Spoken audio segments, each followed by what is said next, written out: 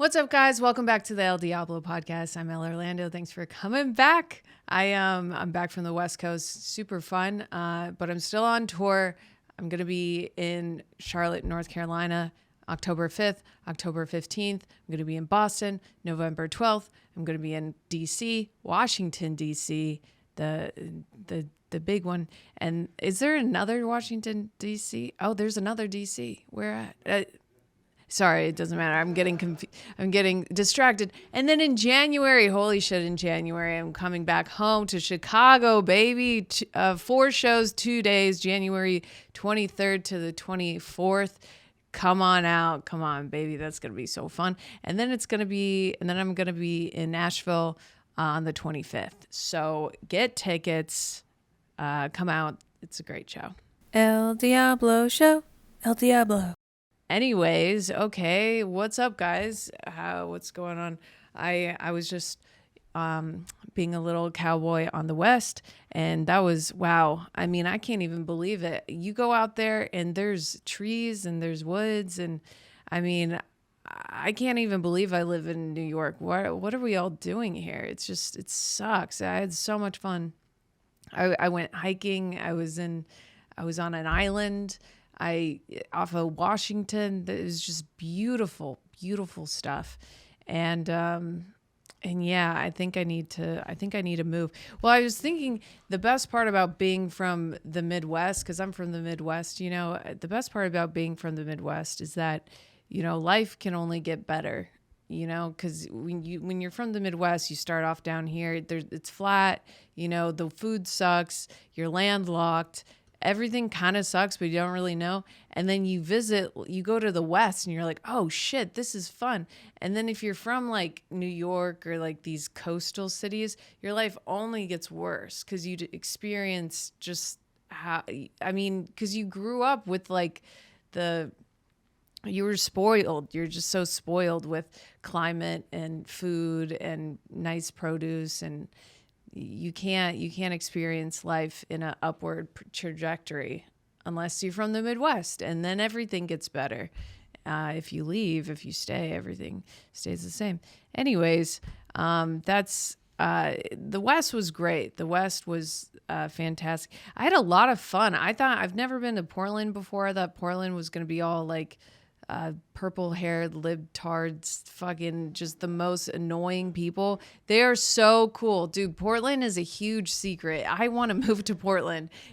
Everyone's cool there, and the crowds are great, and they laugh at everything. They take jokes as jokes, and I mean, it blew me away. Seattle was they had sticks up their butts, and 2 of the whitest cities, but Portland, I mean, did so well with like any joke you threw at them. They're like so down. It was awesome.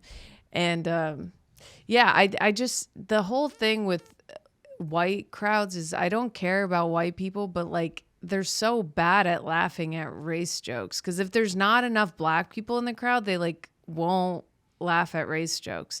I don't even have that many race jokes, but it's like, it seems racist not to laugh at race jokes. It seems like, like if it's a white crowd and you guys are like, I won't laugh at black people unless black people are here, like that's crazy. Because anytime, I mean, they're like actual jokes. They're not like hacky or anything. Like whenever I perform for a black room, they fucking love them. And then if I perform for all white room, they bomb horribly. I'm like, you guys, you're being racist right now and you don't even know it. But yeah, that was an interesting time. We had like a crazy Airbnb lady.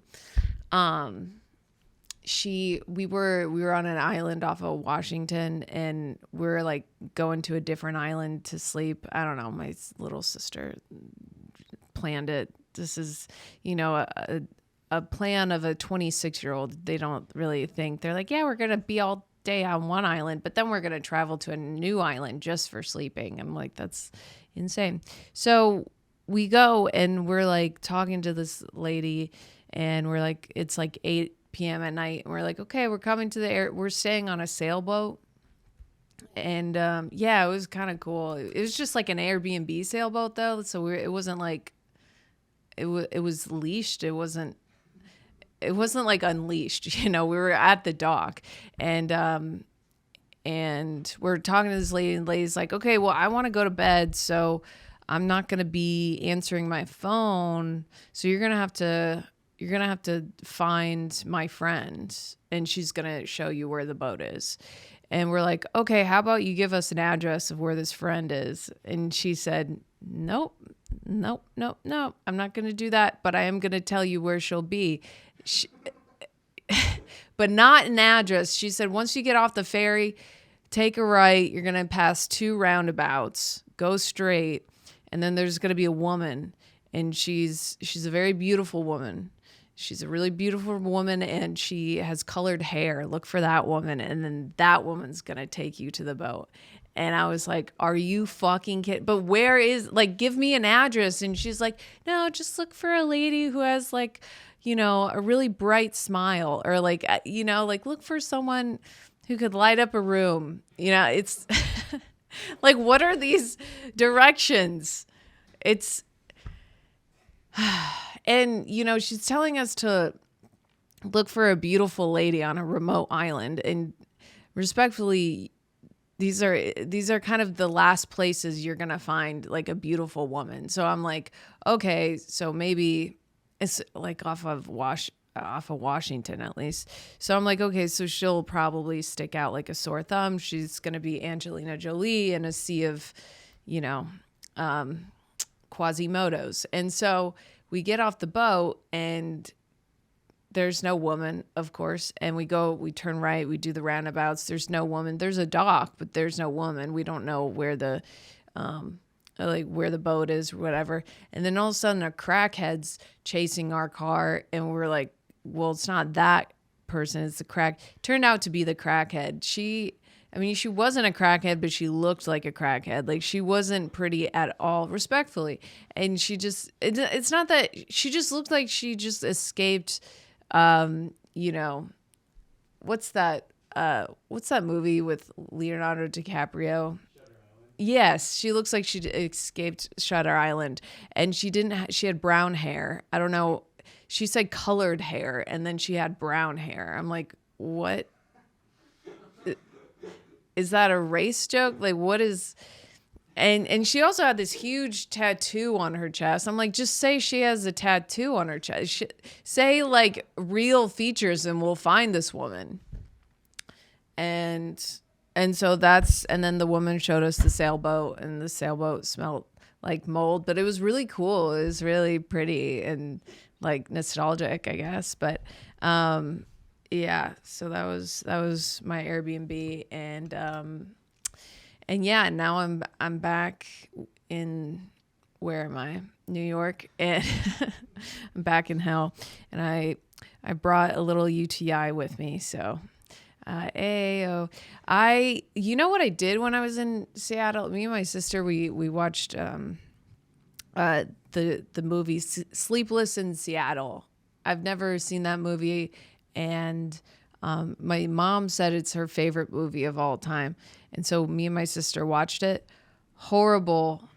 Just one of the craziest plots of any movie I've ever saw. The plot of the movie is basically like, there's this woman, Meg Ryan, what's her name? Anna or something? Her name's like Anna or Mary. Let's say Annie. Oh, her name's Annie. Okay, Annie's engaged to a guy, and he's a rich guy. He's like a finance guy. He's a bit boring, whatever. And then Annie's driving, and she hears a radio show about this guy, basically this 8-year-old, and this guy. Am I telling this really well? There's this Tom Hanks, okay, it has an 8-year-old son, and his wife died a year ago, and his 8-year-old son is like, yeah, these are who I'm talking about. The 8-year-old son's like, hey, Dad, it's been a year since Mom died. You got to start hooking up with people because you're kind of a bummer. That's essentially what the 8-year-old said about his own dead mother. He's like, yeah, we got to forget mom. A year has passed, and the 8-year-old goes on a radio show and is like, hey, my dad's like refuses to get any for anyone. You need to convince him to start dating. And then he's on this radio show and he's telling this lady about his wife, and she died, and he's sad, and he doesn't get sleep. They live in Seattle, Sleepless in Seattle. They just shove the title of the movie in your face. We're like, okay, we get it. And then Meg Ryan's listening to this radio show, and then all of a sudden is like, wait, I think I'm obsessed with this guy, and I think I need to break it off with my fiance because I heard this guy on the radio, and he sounds like a cool guy. And while this guy has only just been talking about how much he loves his dead wife, and Meg Ryan's like sold time to create an entire fantasy around this man I don't know. And so she writes him so many, like hundreds of women around the country write him letters like, I would love to date you, including Meg Ryan. And then Meg Ryan's letter is found by the 8-year-old. And the 8-year-old is like, there's something about this letter that I really like. And so he's like, Dad, read this one. And the dad's like, no, I'm going to read this one. And the dad, he's going on this date with this woman. The 8-year-old's all pissed off. It's like, he's like, this isn't the woman you're supposed to be dating. You're supposed to be dating this woman, like the letter that he likes, which is Meg Ryan's letter. And the dad's like, no, I'm not going to read that letter. It's so weird. And then all the while, Meg Ryan is just obsessing about Tom Hanks, even that she's never seen him, only heard his voice, and is fully convinced like she's complete, like he's like her dream man or something. So then she flies across to Seattle unprompted and goes and stalks Tom Hanks. Okay. And she figures out where he lives. And then she follows him all day until she sees him across the street, and she's just staring at him. And he looks up and he sees this woman across the street staring at him. And then he kind of goes up to her and he's like, hey, who are you? And she's like, I'm Annie. And then she turns around and then she goes back to Baltimore. She's from Baltimore, I guess. She goes back to Baltimore. They don't speak again. And then she's like, I ruined it. I'm like, yeah, because you're fucking stalking him, and he found you and you didn't say anything besides your name.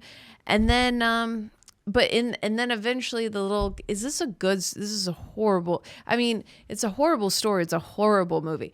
And then the kid is like, Dad, you really have to give this letter a shot. And so he reads Meg Ryan's letter, and then the letter says, on Valentine's Day, like, I'm going to be in the Empire State Building. Meet me there. And then they meet there, and then they go on a date and they fall in love, I guess. And that's their first date. But it's like, it's the rom-commiest, communism movie that just promotes stalking. And you know what's interesting though?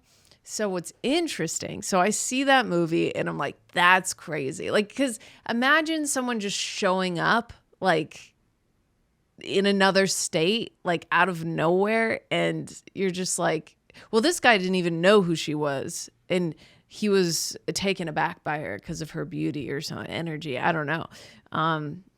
All these lies that, these rom-coms feed people, that like people will just see you and think, whoa, she has good energy. This isn't weird or creepy at all.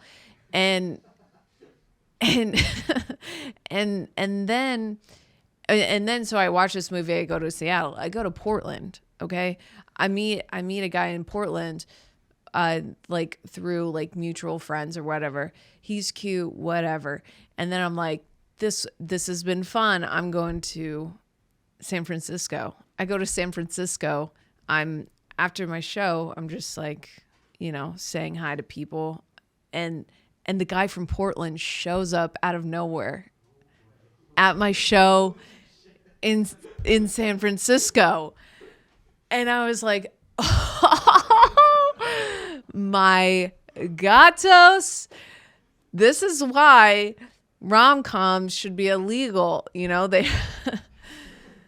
they are just not, they're feeding people's brains with poison. But, you know, honestly, I wasn't creeped out because, you know, I was having a lot of fun with him in Portland. I definitely didn't ask him to come not Seattle, to San Francisco. But then I was like, well, you know, he's cute. He's here. I'm not going to be like, what the fuck? You know, I also was staying in a haunted house, which I didn't know beforehand. Right before I left to go to my show, I Googled, is this place haunted? Because it looked so haunted. And at first I was like, oh, it's like Victorian. It's like old and cute. And then I just kept on getting like weird feelings. And then it said, yeah, it's like one of the most haunted places in San Francisco. So I was already pretty scared. So it's like, so I was scared, and then this guy shows up out of nowhere. And so in terms of like what I'm scared of, it's definitely ghosts over like creeps. I don't think he's a creep, but you know, so I don't know. So we just like had fun and then had a sleepover and and then left. But yeah, right before, when I was like Googling like how this haunted house is haunted, it's like a haunted hotel or whatever. It said there's like a little girl. Of course, there's always a fucking little girl that like tries to get in your room. I'm like, oh, I'm so out on that. And it was like and it's always a little girl, a little brunette girl. It's always a little brunette girl who wants to murder a blonde, you know? I just felt targeted. So, I felt scared, but then he was there, so then it was all right. But isn't that crazy? That's kind of wild. And well, just like the Sleepless in Seattle of it all is pretty crazy.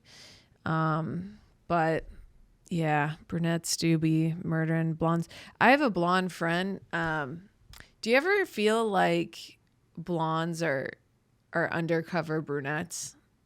Like I have blonde hair, or so if you can see my roots, I think by now I probably have brown hair, but I'm a blonde. Maybe I'm naturally brunette, but like I'm a blonde personality and I'm a blonde person. I have a blonde friend who is an undercover brunette. Like we were talking in the group chat and someone asked about like a deal with a club and like if that money was like a good deal. And then my blonde friend comes in and starts spitting percentages, averages, fucking money numbers, carrying ones, you know, rounding up, rounding down. And I'm like, how the way that this woman can speak math is so brunette to me and doesn't make sense at all. I just feel like maybe this isn't a male topic, but I just feel like there's some blondes that are secretly brunettes. But I feel like I am a blonde who is a blonde. You know what I'm saying? You guys don't know. It was a very blonde topic to even speak about. But on that note, I did ask us, God damn it, these things on my phone. I set all these got these app blockers to block me out of Instagram and stuff, and it's just been pissing me off. It's been making me more competitive to get into Instagram. It's like, you think you're going to, you know, keep me out of Instagram? Guess again. I did that, and I even put my phone in a lockbox today, and the whole day I was just trying to figure out how to break into the lockbox. So I don't know if it's working. It's just making me, it's taking me from being addicted to my phone to me being obsessed with breaking my phone out of jail. I don't know. I'm still addicted. Anyways, I asked people if they needed any advice on Instagram, and let's see what they say. How do you know when a lady really likes you? Well, I don't know, man.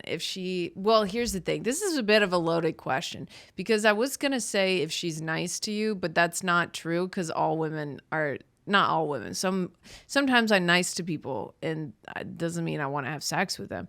But I really think the only way to find out if a woman is into you is if you ask her out on a date and she says yes or no.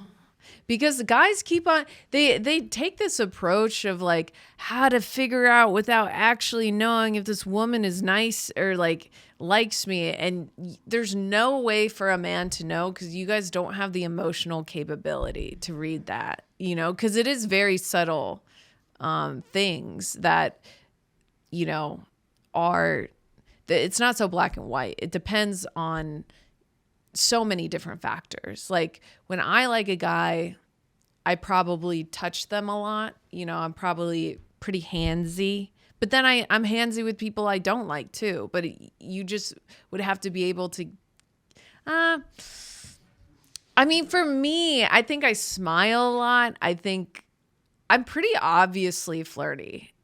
But again, it depends on person to person. You might read me as being obviously flirty if I just, you know, make direct eye contact with you. And that's not me flirting at all.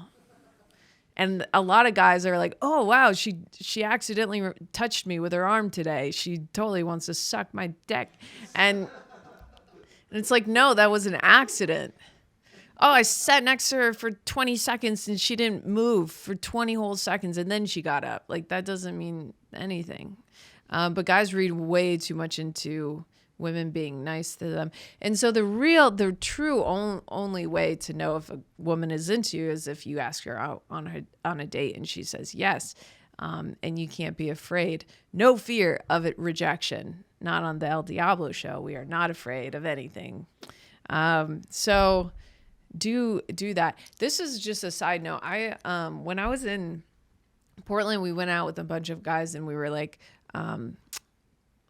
we had to, I bought a beer, but then we were all leaving. And then a guy friend was like, oh, I could chug your beer. And he chugs the beer so fast. And I'm watching him. It just like went straight down into his throat. And I was like, I don't know. I just realized that guys are probably have the best potential at sucking dick. Like, you guys could suck the fuck out of a dick if you want to do. Any guy who can chug a beer can chug a dick, is what I'm saying. Like, the way you guys can open your throat is unmatched. Women can't do that. If you see women try to chug a beer, it's like ooh, and it's like 2 sips, and we can't, because we don't have that ability. But you guys have been training kind of your whole life to be able to take a fat one down the gullet. So I'm not saying if you chug a beer that you're gay. That's not what I'm saying. I'm saying if you can chug a beer, you have the skills to be gay. So, anyways, I thought that was impressive. What was I talking about? Dating women. Yeah. Okay. So, let's see. Are you coming to Austin? Not yet. We'll eventually. Does Elle still fuck with fast food? Yeah, of course. Not every day. I mean, if you eat fast food every day, you're going to become Trump. So you shouldn't do that. But yeah, I like what do I like? I like Dairy Queen, even though I don't know if that counts as fast food, but more of a healthy option. No, it's so good though. Dairy Queen, DQ, chocolate dipped in chocolate, nasty business. Don's anything all day, every day. In-N-Out Burger, fucking Taco B. Dude, I've been getting into Taco Bell recently as an adult. I usually, as a kid, young adult, never touched the stuff. And recently I've been ordering, DoorDash, Taco Bell. And it's been hitting the spot. Haven't worn a scarf in years. This is a guy saying, from what I can see, haven't worn a scarf in years. Is this autumn, winter, my season to give it another go? Male 33. Not if you want a girlfriend. No, just kidding. I I don't care. I don't know. Yeah, give a scarf. Be romantic. That's very romantic to wear a scarf. But it definitely is a vibe. Depends on if you're going for a more sophisticated, I have my shit together. You should have money if you're gonna wear a scarf. You shouldn't misdirect or catfish woman into thinking you have your life together if you don't. So, I mean, so if you have your life together, wear a scarf. If you don't. Look at that. Yeah, no, Lenny Kravitz. Just Lenny Kravitz with a huge scarf is just, you know, when I'm looking at pictures of men with scarves, it's not looking great. It's looking very like male model Target. It's looking like I brew my own coffee or like I make my own beer. Oh, okay. That's just horrible. I don't know what that was like. I guess if you're into jazz, if you're European, it's a very European vibe. It's definitely a type of guy. And how thick the scarf is definitely matters. Because if you go too skinny scarf on a guy, that's more of like, you know, rip my jeans, not my heart type of vibe. They're more emo, more, I guess that's more of like a barista type of vibe. Kind of, they're probably into anime or whatever that porn anime is. And the thicker you go there's like a sweet spot where it's like, it goes from like emo to successful, rich, and then it keeps on going out, and then it's like horrible fashion. Just, you don't want, oh God. Here's the thing. Fashion guys are a guy for someone. I don't know, not for me. I can't date a guy that's too into their looks, but I like a guy who dresses well. And I'm sure a lot of men listening are, you know, wanting to shoot themselves in the head because that's the female plight. Like, we want something that's just right in a very specific way, but everyone's different, you know? And for me, I want a guy who can dress well, but doesn't care about it too much. I don't know. So do that with what you will. Do women actually orgasm, or is it all performative? I'm the wrong person to ask. I've never came from a guy once. So it's all show business here for me. Yeah, I think some girls do, because when I tell some, I have like a bit about only like never coming with a guy, and when I say that into a microphone, almost all the women in the crowd go, "Oh," like "Oh no," like "Oh, that sucks," and I'm like, "Okay, bitches, like don't act like you're just squirting out here left and right for these fucking bimbo bimbos." That was something. I've been caught sniffing my own socks. Is this a deal breaker for women? Why are you sniffing your socks? What's in there? Is it like sniffing your own farts type of thing? Or are you sniffing your socks to see if you're sniffing your socks to see if your feet smell, that's one thing. If you're doing it out of enjoyment, that's different. I've never encountered that. I don't know. It depends on the woman. Maybe she likes, maybe you could say like, "Hey, take a sniff. I like the smell of this. Do you like the smell of this?" And maybe it could be something you guys do together. I don't know. How do you work open mics without people stealing your shit? I feel like everyone doesn't really understand that. I forget the term for it, but it's called parallel thinking. That's what it's called. You know, there are instances of people stealing jokes for sure. And it is a big deal, but it's not a big deal because it's very easy. Like, not everyone, a lot of people who don't do comedy don't understand like the difference between stealing a joke and having the same premise or speaking on the same subject. Those are three different things. And so just because someone talks about shoes and then someone else has a joke about shoes, that doesn't mean they have the same joke. In my opinion, if the first person has a joke about shoes being smelly or whatever, and the other person has a joke about shoes being smelly, again, not the same joke. To me, it comes down to the take of the punchline. Like, where are you going with this?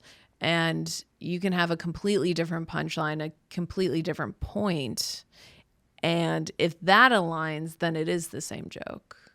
But I think there's so many comics literally everywhere. Like, you guys, especially now more than ever, there's so many comedians. Like, and we don't all know each other, you know? Yeah, sometimes so I wrote a joke years ago. I don't do it anymore, but it wasn't even that great. But then I go to LA and I see Emily, her name's Emily Casastano. I forget how you say her, but I'm on the same show with her. She does the same exact joke. Did she steal the joke? No. Was it a personal joke? Barely. It was more of like a mathematical joke anyone could kind of come to. It was basically like, it was about how like anxiety and excitement are the same feelings. So the next time you feel anxious, you should try to be excited, or like try to like just get a new perception that like you're excited or something. Trick yourself into thinking you're excited. And then the punchline was like, okay, now I'm excited that everybody hates me. You know, and it was about like social anxiety. Now I butchered that joke because I completely forgot it, but that was basically it. It was about social anxiety and blah, blah, blah. And she does the same joke. She didn't steal the joke. I've never met her before. I've never heard a comedy before. Like, you know, like we're on opposite sides of the country. It's not a big deal.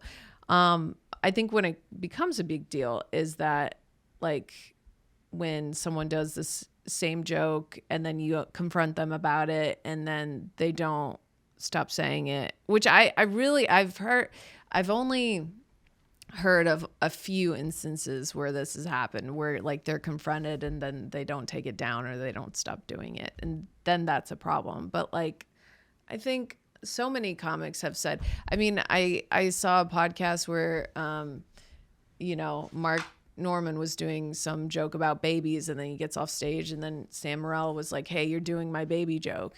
And Mark was like, my bad. Like it happens. And sometimes you just got to confront, and then it's no big deal, you know? Anyways. And I think I made such a point to talk about this because there's so many people online who don't really understand the difference between like similar premises and stuff, and they'll just like attack people and be like, you're doing the same joke. It's like, actually, if you knew anything about comedy, it's so different. Okay, so let's go to another one. Insomnia. Ooh, baby, do I have it. Insomnia. I need, God, you know what's crazy? I used to not have insomnia. I used to have nightmares all night, like night terrors. And then my doctor was like, okay, you're going to go on antidepressants for the night terrors. That will, because apparently I was having night terrors because of anxiety. So then they're like, okay, antidepressants for the night terrors. I go on antidepressants and it gives me insomnia. So no more night terrors because I cannot sleep. So, and then I stopped taking the antidepressants I've been off them for at least 2 years. Insomnia never went away. The dangers of SSRIs. I guess everyone has such a fun time with SSRIs except me. I don't know why. It sucks. I wish everyone's like, it cured my anxiety. But insomnia sucks. Oh, it sucks. There's nothing you can really do except, I mean, I take Klonopin. That's not great, but sometimes I gotta sleep. Get a little K-pin prescription, and that will take care of that real good. Let's see. If you had a spare you, what would be the first bit of chaos you'd unleash upon the world? Oh, if there was a spare me? Ooh, I would make her do all the crazy shit I don't do, but I want to do. Ding, ding, ding, ding. Someone's phone is going off. Yeah, I'd let her do all the crazy shit that I want to do, but I won't do. And that involves 100% just men. Like, I think I would be like a full-blown stalker or something. I'd say everything I wanted to say. I'd burn every bridge I wanted to burn. I think I would. It would just be like a test group. Not a test group, but it would be like, do everything that I wish I could do, but I'm too scared to do, and then I would see what would happen. And $10 million, I bet nobody would like her. She would have no friends. So yeah. Let's see. Let's do one more and then we'll call it. How to tell a girl who lives 3K miles away you'd like to see her again without coming on too strong. Well, first, don't know the exact mileage of how far she lives from you. That's yikes. I text her. Why is the mileage a thing? Do you not have a phone? How to tell a girl who lives 3K miles away that you'd like to see her again without coming up too strong? Yeah, I would say text her. What? Give her a call. You're not going to run into her unless you live in bumblefuck Idaho or something. Yeah. I mean, just text her. It's fine. I will say it's not ideal dating someone in your neighborhood because you might run into them. And actually, I used to date a guy in my neighborhood. I never saw him before we started dating. And then after we stopped dating, I would see him all the time, which was, it's like, fuck, dude. But honestly, it's kind of nice because through seeing him, every time I saw him, I'm like, God, this guy's such a loser. And it really cemented in my brain, like, what a loser, So sometimes it can be helpful, but it just might trigger you, I guess, depending on how deep the relationship goes. Opinions. Oh, I said that was going to be the last one, but this is the last one. Opinions on pursuing a partner with more than one kid, in parentheses 3. If you want to be a dad, go do it. But the best part about them not being your kids is you can always leave. And I would never mind someone having one kid. That would never be an issue for me. Someone having 2 kids, we'll see. Because 1 kid is not that big of a deal. 2 kids, it's like that's kind of a full-time job. And then 3 kids, it's like you got to be ready for that life and, babysitting and all that shite. And I don't know if kids are kind of like dogs, like to me at least. I don't know if you like them unless they're yours. So have fun with that, I guess. What else did I wanted to talk about? I don't know, guys. I've been doing drugs recently. Not like cool drugs. I don't know. I just, whenever I don't have a crush, I turn into like a drug addict. It's like not healthy. Not like a drug addict, but like what I do on Sunday, I woke up, I took Vyvanse, I took mushrooms, I smoked weed, and then I drank. And I'm like, what am I doing?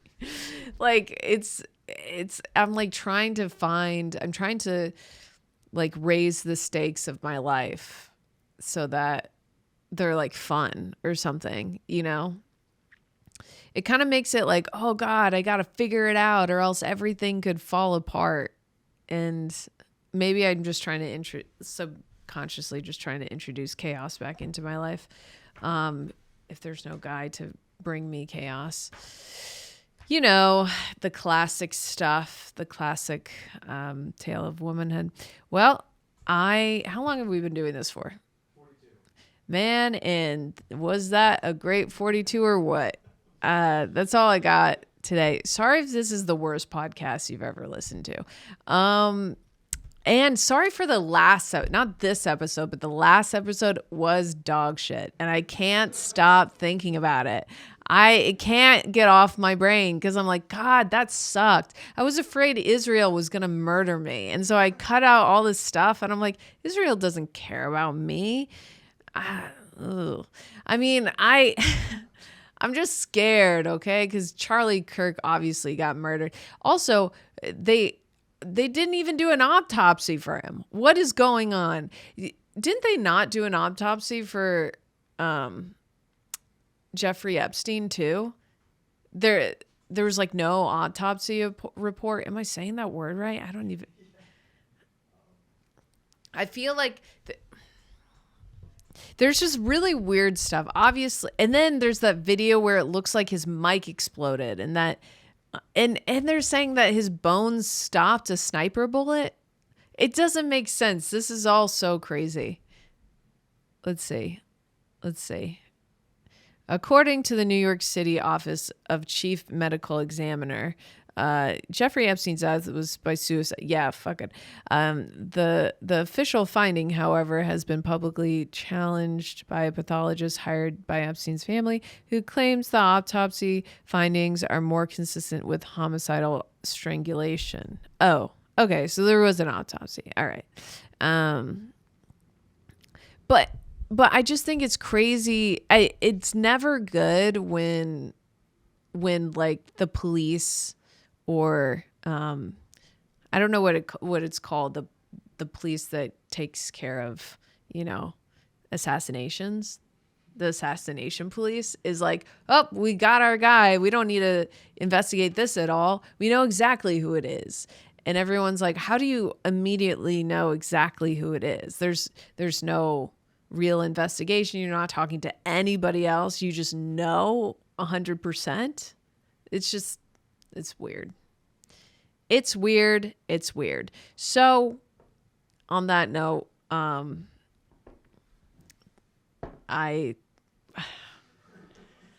don't know. Sorry for last episode. It wasn't good. It wasn't El Diablo at all. I mean, honestly, this whole podcast isn't very El Diablo. I never say what I want to say because I'll get canceled forever and never be able to work in this business again. Sorry for the worst podcast of all time. I'm Elle Orlando. Bye. El Diablo Show. El Diablo.